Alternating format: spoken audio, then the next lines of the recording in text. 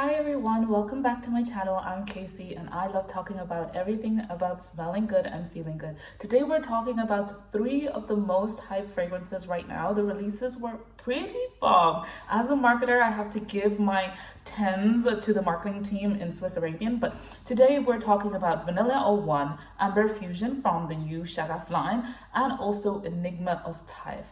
Now, let's just dive right back in and start with the first fragrance. This is like possibly the most hype fragrance that I have been hearing a lot of influencers say that this is probably going to be one of the most bought fragrances in 2026.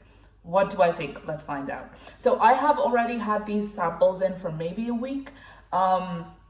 I did do a first review at the first time, but actually the lighting wasn't good. So I actually gave myself an extra week to actually wear these for a full day so I can let you guys know a little bit more. Okay, let's dive into the fragrance. Now this fragrance is a very gourmand cappuccino vanilla fragrance. Now, of course, the first fragrances that might come to mind to you would be Amore Cafe, Bianco Latte, Intense Cafe. These are the kind of fragrances you might think of at the top of your head. I want to say yes to all of them and no to all of them.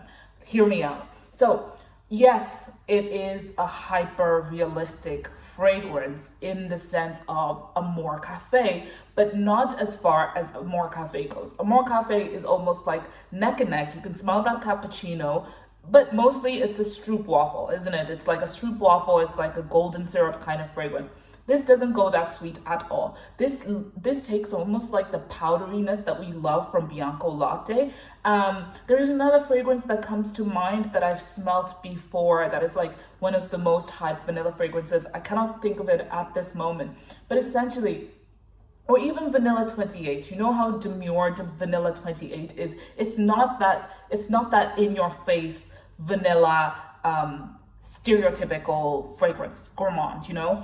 This really mixes up the cappuccino very beautifully. Imagine the cappuccino that you get whiffs of in Intense Cafe Ristretto, but obviously without all the rose, just that kind of cappuccino, and then add in some more milk. But this is not some hyper realistic milk. That's what I mean by it's not as hyper realistic as Amore Cafe. Not that sweet, not that intense, but it does have that milk note, but it's not actually a milk note.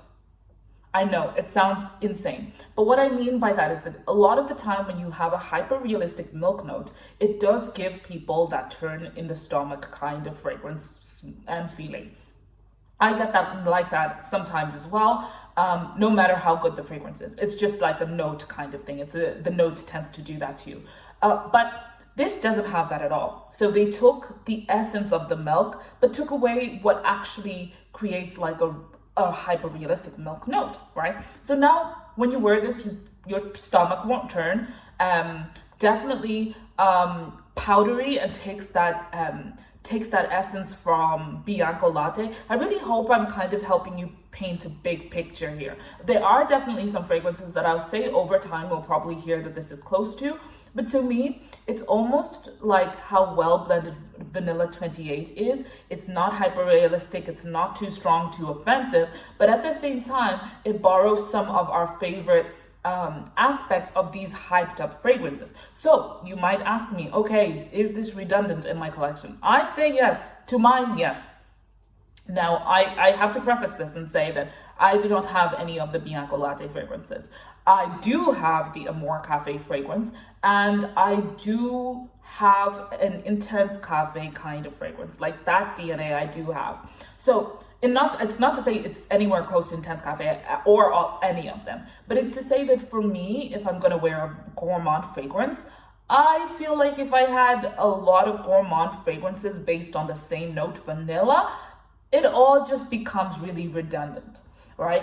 Okay, I've yapped, but let's actually talk about some of the notes here and what Swiss Arabian says. Now, I'm taking the notes straight from the Swiss Arabian website because we know Fragrantica can play a mess in situations like this. Okay, so they say that in the fragrance family is like floral, gourmand, and musky.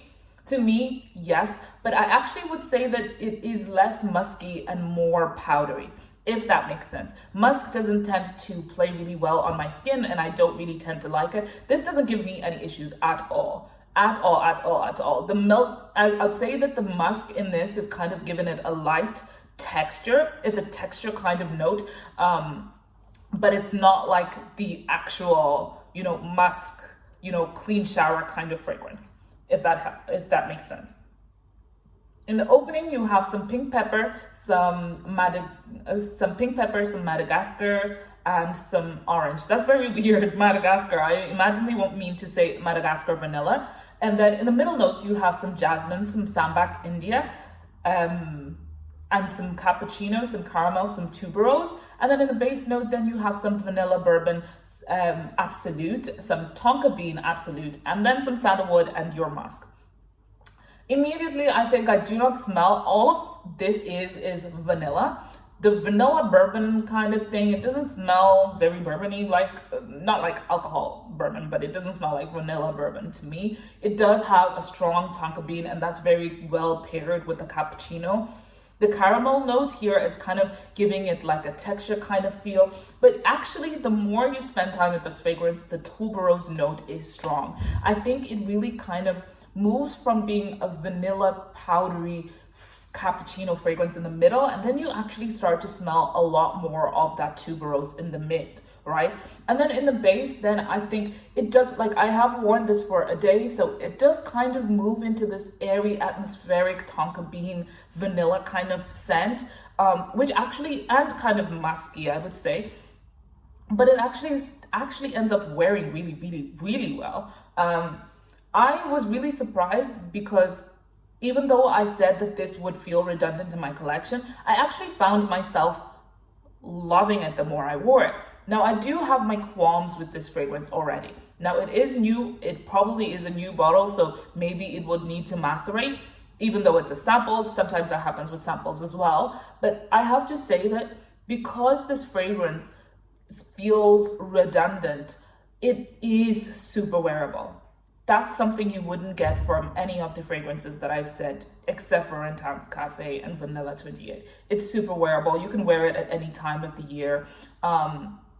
It's actually quite gender neutral. I mean, all fragrances are gender neutral, but I would like to think this is much more gender neutral than your likes of Amore Cafe, and kind of gender neutral in the same way that Bianco Latte could be.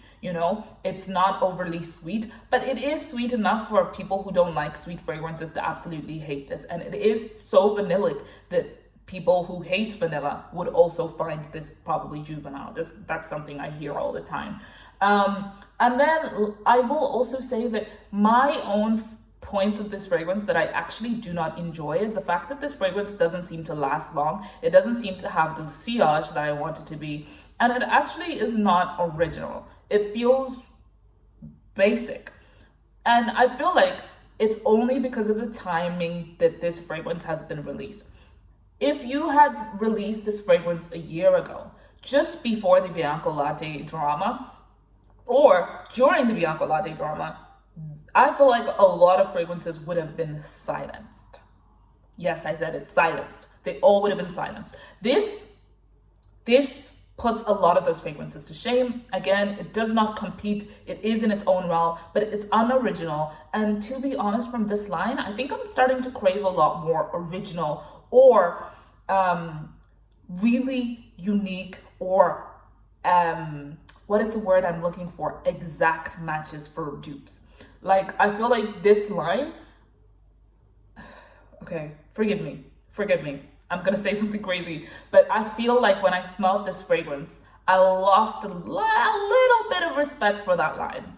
Let me leave it there. I loved Tobacco 01. I haven't smelled Incense 01, but I don't know. I just kind of then felt like, oh, so you are just doing hyped up fragrances now. Shoot the messenger. So anyways, that's my very candid take on this fragrance. I'm probably not going to be in a rush to get this. Be aware of the hype though, because even though I say this, chances are we'll see it all over our feed and then you'll get like FOMO and you want to go get it. For me personally, I'm going to hold out. I actually think the other reason why this fragrance will be redundant in my collection is because I want to get the original Bianco Latte. It's not that expensive. It's beast mode. I will enjoy it, even though it'll turn my stomach just a little bit, but I will enjoy it. So in saying that, Vanilla 01 is missed. I'm sorry. I'm sorry if I hurt any feelings. Okay, the second favorite is Shaghaf Amber Fusion. This is a fragrance that I've been thinking about a lot. Like, I've been thinking about this fragrance a lot ever since I dropped it, because I've just been thinking, like, what is it? Like, what is it? And hear me out. When I say that, I really don't mean, like, what dupe is it of? Even though, yes, to an extent, I do wonder what dupe this fragrance is of. But I can't figure this fragrance out. And I really don't, like, I'm kind of stepping away from, you know, going into fragrances and wanting them to all be dupes. I think now Middle Eastern fragrances have proved themselves enough in my fragrance collection, if I'm going to be honest. I don't feel tempted to get Western niche fragrance designers because I feel like the complexity, the longevity, the experience of these fragrances is just getting better and better. So I'm not, when I buy these fragrances, I'm not looking for it to be a dupe of a popular fragrance. I'm looking for it to be unique, to be well done, and to be mastery. That's all I'm expecting from it. Oh, and also affordable. I would appreciate if they stayed affordable. But to me, that's what I really enjoy. And so when I smelled this fragrance, I have to say, like, my first thought was, okay, is it unisex or is it masculine leaning or is it feminine? I couldn't decide because this fragrance, I feel like starts off masculine and it starts off masculine and then you have these feminine elements that come out. Like, I feel like I smell a rose out of this fragrance, and then I smell this apricot notes and the lily of the valley. Like, these florals just like peek out a little bit and make it kind of sweet. But it's not quite either or, so it must be unisex, right? But I also feel like maybe it's the fact that it's a polarizing unisex. I do feel like you probably have to like a lot more masculine leaning fragrances to enjoy this. So I wouldn't really say it's blind buy safe for people who like feminine leaning fragrances, like the floral, like super duper floral and sweet, or, you know, all that kind of, you know, whatever they say is feminine, whatever. So I do feel like you kind of have to lean that way, but in leaning that way, it's not as masculine as you would think at all. Hear me out. So let's actually start to break this fragrance down. It opens up with some amber, it's said to be an amber, woody, leathery fragrance. It's true. Yeah, it's oud, amber, and leather. Yeah, exactly. So yeah, a little bit masculine leaning. And then you have the top notes of dry amber, some ginger, some cardamom, and some apricot. And then in your middle notes, you have some vanilla, some apple, some cedar, some davana oil, and some lily of the valley. And then in the base, then you have some amber, patchouli, molybdenum, leather, and musk. This fragrance, I have to say, I definitely feel like this fragrance has been done before. Not to this extent, but I feel like it's taking inspirations from 1 or 2 or 3 fragrances and kind of mixing them up and playing around with how this fragrance moves. One of my favorite things about this fragrance, even though it's taken me a while to actually understand how I feel about it, has been that, first of all, I love how it moves between genders. Yeah, gender doesn't mean anything in fragrances, but I mean, like, I guess in profiles, I love that. I love that it's an undecided fragrance. And it tells you how well crafted this fragrance is. I need to give this fragrance its flowers. It's well crafted. It's not linear at all. And the longevity is quite good. Now, again, I'm spraying from a tester, so it's not going to be completely the same, but already it's giving me like steady 6 to 7 hours. To me, that normally translates to like 8 to 10 hours on bottle wise. So to me, and it's not even macerated. Like, I just feel like this will get deeper. Now, when you see these notes, of course, in the opening, you get a reminiscent of masculine leaning fragrances, and the notes that come out to actually show you that are the cardamom, that davana oil, and then the patchouli and olivdimum. To me, that's what really gives it like a masculine leaning, like strong stereotypical fragrance. Like, I mean, like an amber davana kind of fragrance, you know, and cardamom also, because those three notes tend to be really big in masculine leaning, you know, autumn kind of fragrances.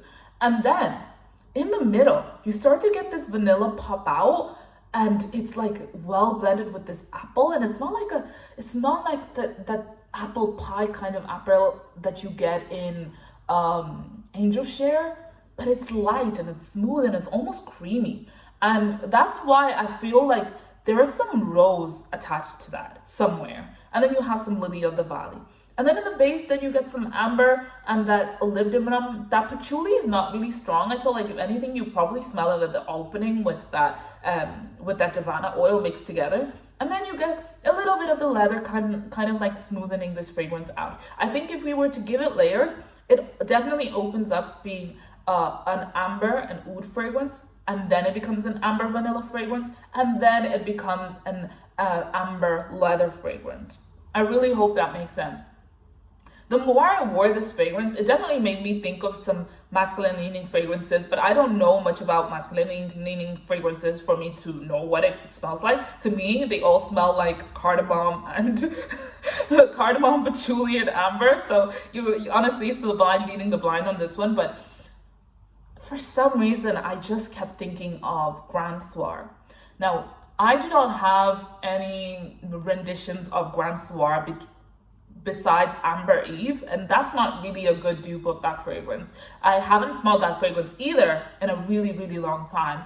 And so I think I could be off in saying that, but I think what I actually really love is how unisex it is and in the mid, and that's what reminds me of what Grand Soir is. Like, Grand Soir is like this, I think it's the vibe check, you know, like Grand Soir is like this suave kind of person. Like they're just like so well dressed. They're like anywhere. Like you could literally pull it off at brunch or at dinner, though dinner is probably better. But like every time you smell it, like you kind of like put some respect on their name, you know? And I feel like that's exactly what this fragrance does. The opening makes me feel a little bit unsettled, but it settles quickly enough for you to enjoy it. But as I'm growing my collection, I do want to love my fragrance off the bat. I want to love them from the get-go. So to me, even though it makes me feel iffy, I definitely feel like this is full bottle worthy. I have to also say that with my Shaghaf Oud collection, I've been very, very picky about which ones get in my collection. So far, all I have is Azrak and Shaghaf Oud, and the other ones kind of feel a little bit redundant for me. Like, you know, the Royale, I definitely want to get a better fragrance of Oud for Greatness. Amar was a really bad version of what Kirke should be. And Oud Elixir is beautiful, but I still have a full bottle of Shaghaf Oud, so I'm not going to switch it out for a while. And then lastly, we had Vanilla Toffee, and I don't know what the hell that was. It just was too gourmand and too hypey. Sorry.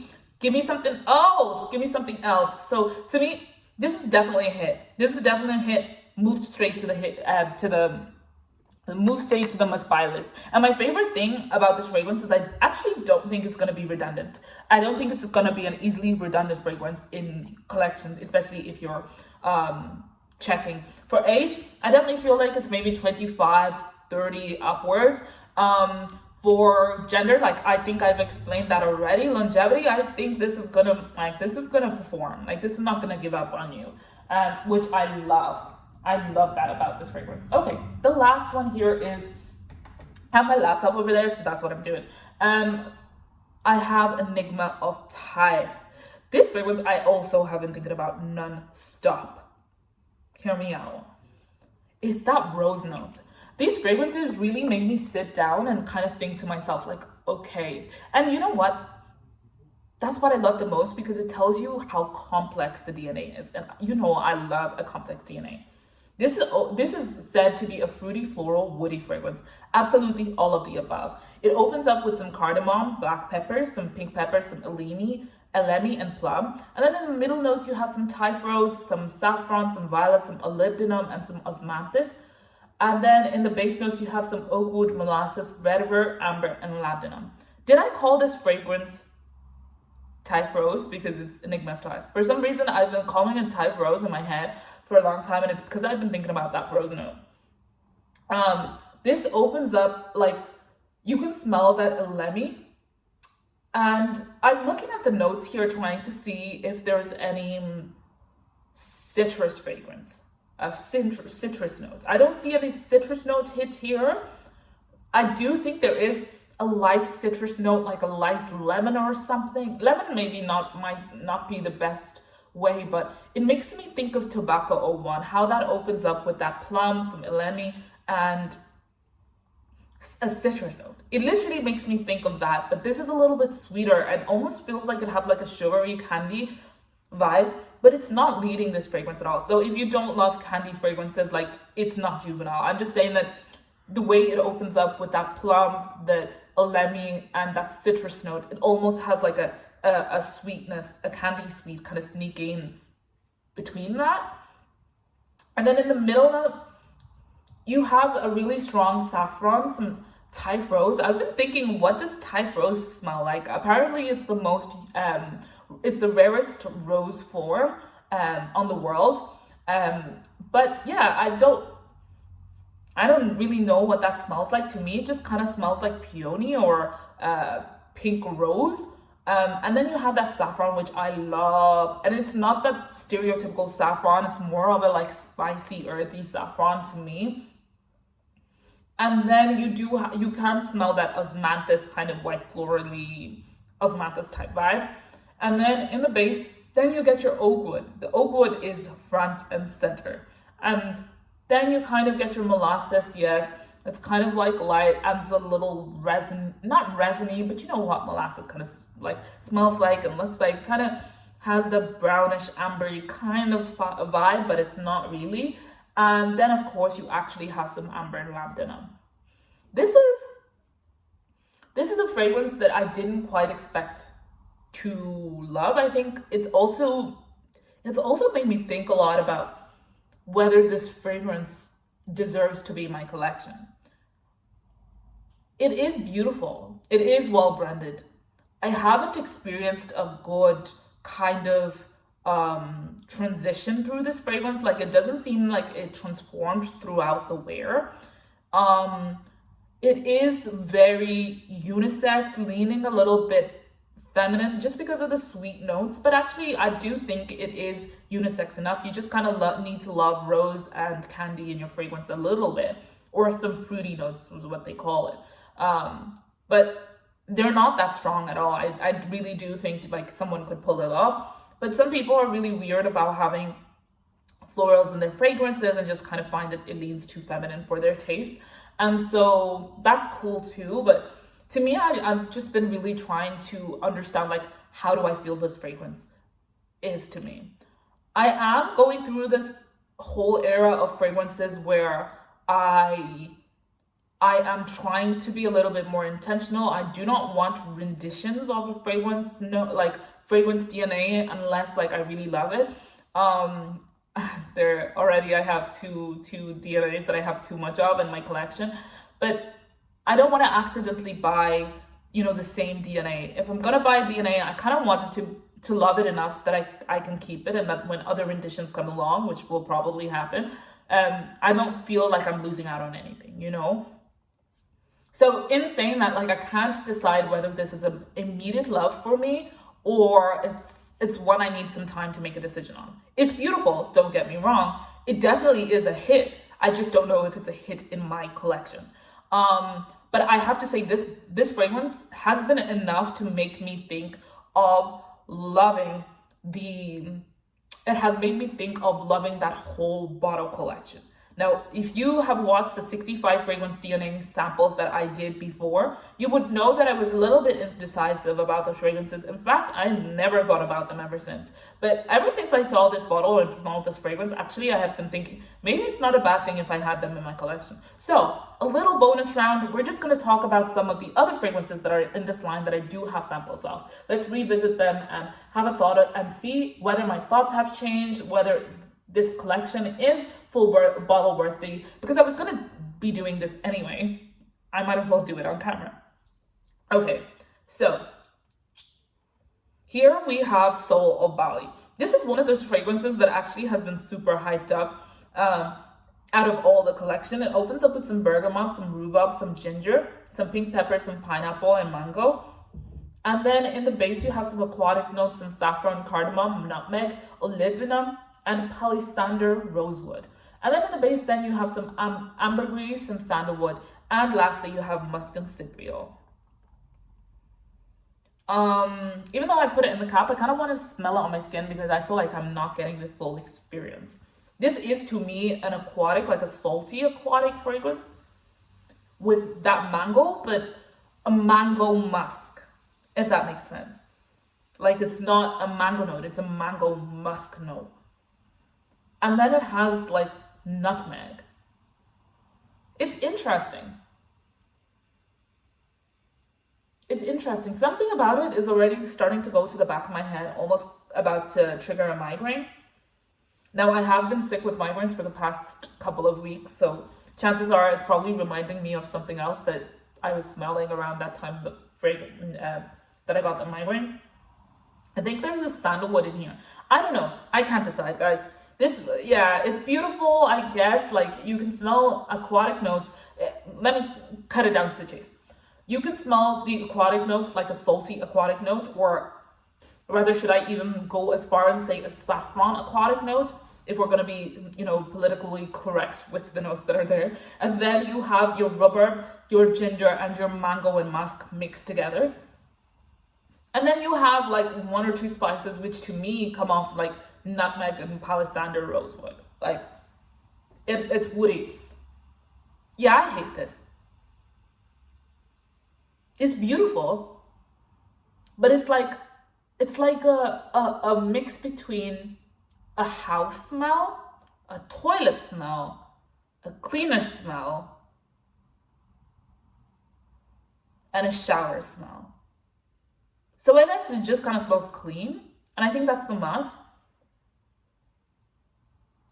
Yeah, it even smells like candle clean. I really wanted to love this. Well, it's a no from me. Yeah, so that's a miss. I think I remember this fragrance. And I think I remember that I don't like it. Is it this one or is it Opulence of Dubai? Okay, let's look at the notes again. So this one is Spirit of Valencia. Opens up with some pink pepper, green leaves, and some black pepper. Then you get patchouli, jasmine, cedarwood, and then some vanilla, sandalwood, amberwood, and musk. Actually, already, I can kind of tell you I like this one. I like this one more than the other ones. Like, it smells powdery, it smells rosy, even though there's no rose. It smells, I normally don't like jasmine. I don't smell the jasmine. It's a very woody rose fragrance, like wood rose, sandalwood rose. Yeah, that's what I smell. I'm trying to like scroll to the bottom to see if this is said to smell like anything I know of. No, it isn't. Let's see, longevity. Longevity is internal. Y'all know I love eternal. Like, I am a pedestrian. I walk to my destination. So I do not want, in this time that I walk to the destination, I do not want my fragrance to go. I just want it to start coming alive, And so, gender neutral to me. Some people are saying that it smells feminine. Gender neutral to me. Yeah, this one I would consider buying. I mean, I'm not crazy about it, but I would consider buying it for the bottle. For the bottle. Okay, the last fragrance here that I have is Opulence of Dubai. Maybe this one is the one I hate. Oh, what did I hate? Well, this one smells like Elemi. Nigerian ginger, Calabrian bergamot, and then you have some damask rose, some cardamom, some chocolate, some pink pepper, and then in base you have incense, cypriol oil, bourbon vanilla, atlas cedar, amber vetiver, roasted coffee beans. Yeah. 10 out of 10. 10 out of 10. 10 out of 10. This is beautiful. This smells like coffee, like roasted coffee beans, rose. The ginger and the lemon doesn't even pop up. It smells clean. Like it smells woody and clean, and this is an important thing to say, that these fragrances, the ones that I love, Opulence of Dubai, and which one was it? Enigma of Taif, and whichever ones I loved, are daytime and nighttime and any weather kind of fragrances. Like these are easily signature fragrances. I really feel like this line is made to be signature, to be not tied to a season. I really love this last one. I really love it. 10 out of 10. So yes, if I was to get bottles of this collection, yes, I would probably get 3. I do not like getting 2 of the same collection, because then it's like, why did I even bother? But anyways, I hope this helped, guys. I'm sorry, I went on a rant and I hope that you found it useful, and let me know, have you tried any of these fragrances? What are your first thoughts when you hear YouTubers talking about these notes and these fragrances? Are they calling your name? What kind of journey time are you with your fragrance? Let me know. If you ever need anything else, send a comment at the bottom. I always look at them. Until next time, bye.